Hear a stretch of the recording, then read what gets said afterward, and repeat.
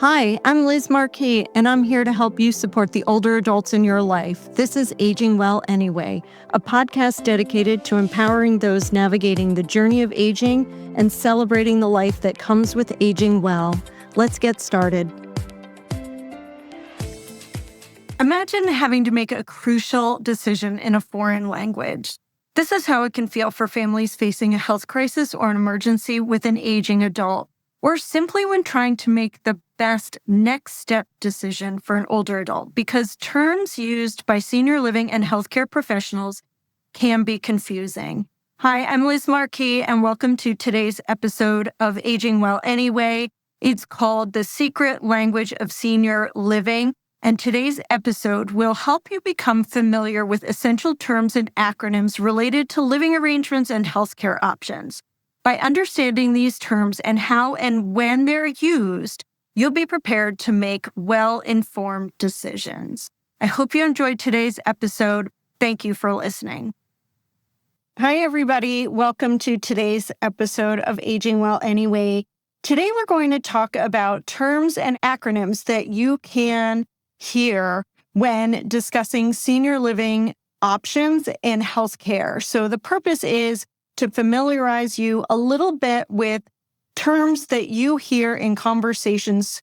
And the reason is so you don't feel like you're out of touch or get hung up on a vocabulary word that you don't understand, especially as you're working to make good and informed decisions.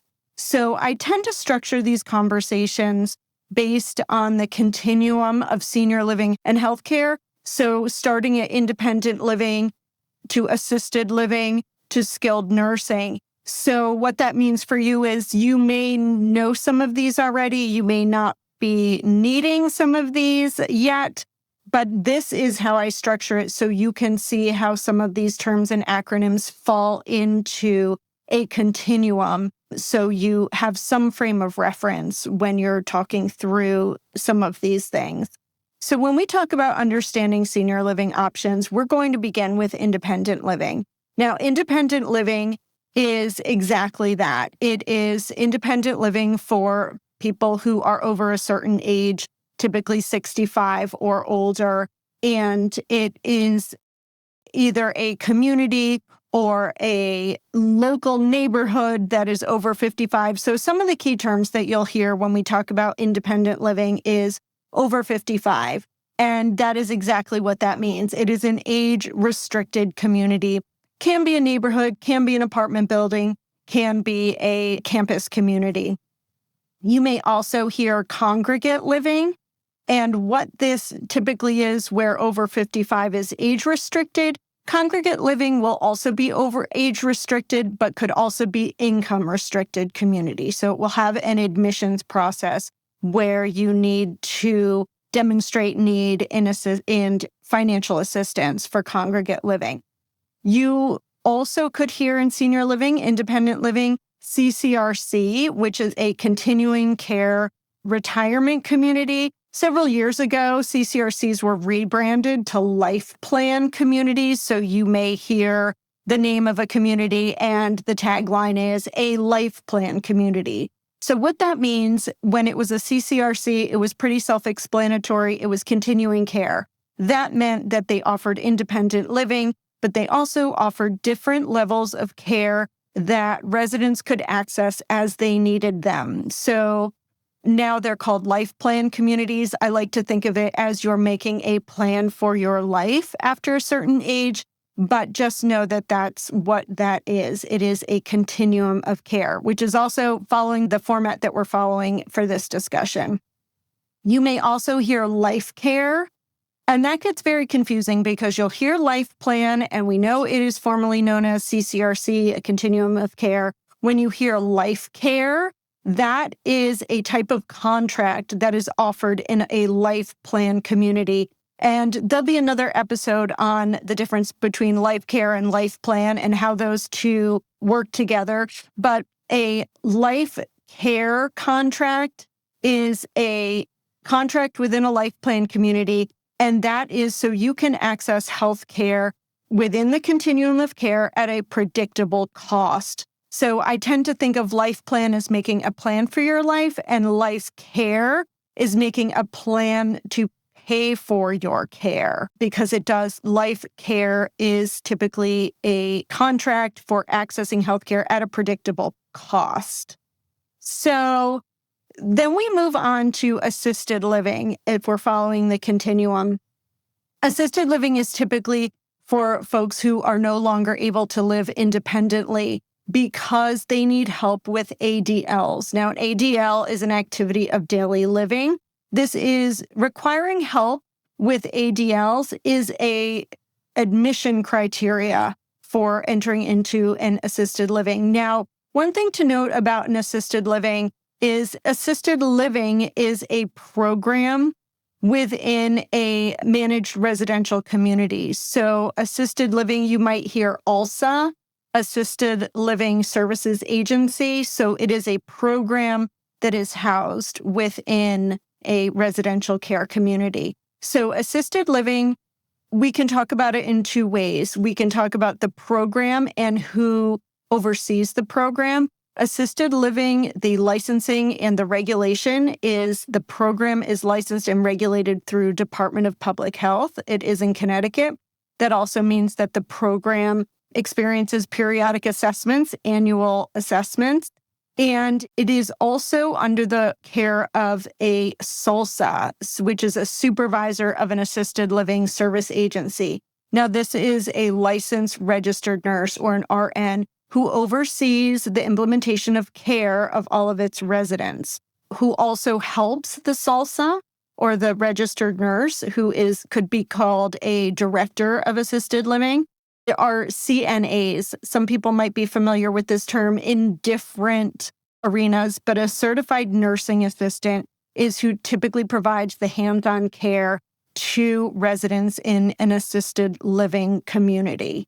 When we talk about admission criteria, we touched on it a second ago, it's needing help with activities of daily living. That is admission criteria. But an assisted living program may also offer different levels of care, depending on what you or your loved one might need help with, may determine their level of care. That level of care will map out the service that you get, so the care service that you get. It also corresponds with the cost that you pay. Typically, these are paid monthly.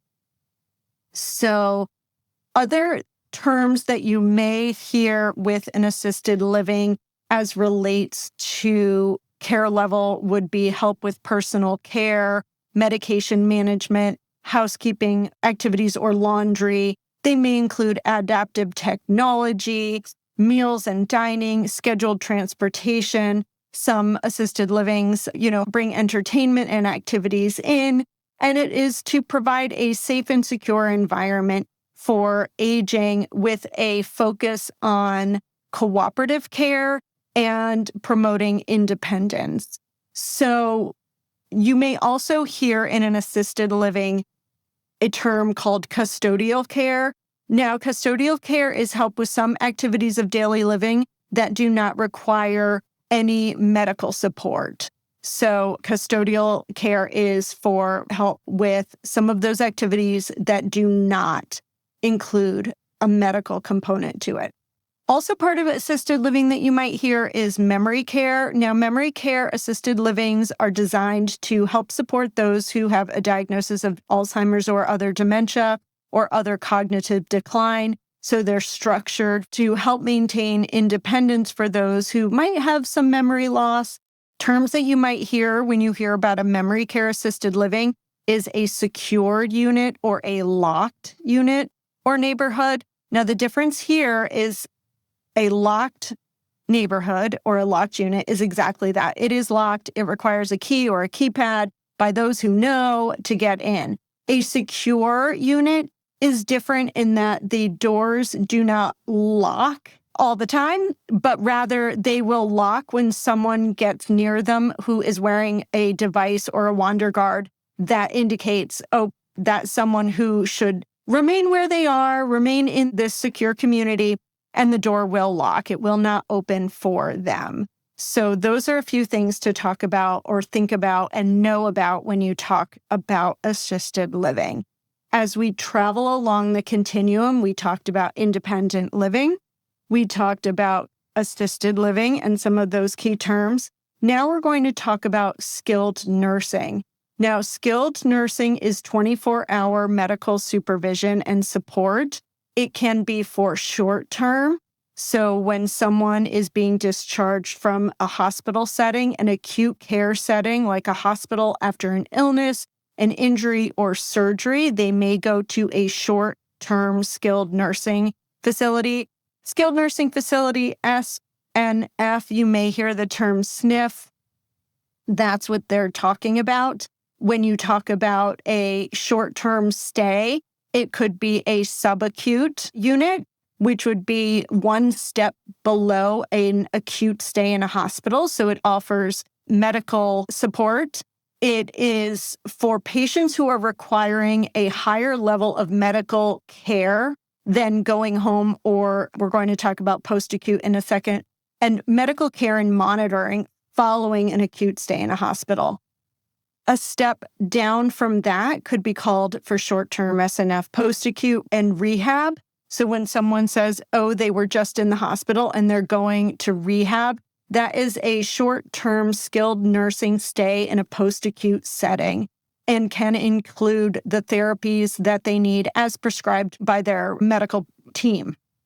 And a post-acute stay is designed to provide therapy and support to regain function, mobility, and strength. So it focuses on therapy. Skilled nursing, we talked about short-term. It can also be a long-term setting, and a long-term skilled nursing stay is designed for those who need 24-hour medical supervision, treatment, and monitoring to help manage chronic health conditions on demand, essentially. Assisted living is different. It's lighter medical support and may or may not be 24 hours. A skilled nursing, long-term care, and short-term care, those are staffed 24 hours by medical team. So when we move along the continuum from skilled nursing, we then talk about end-of-life care.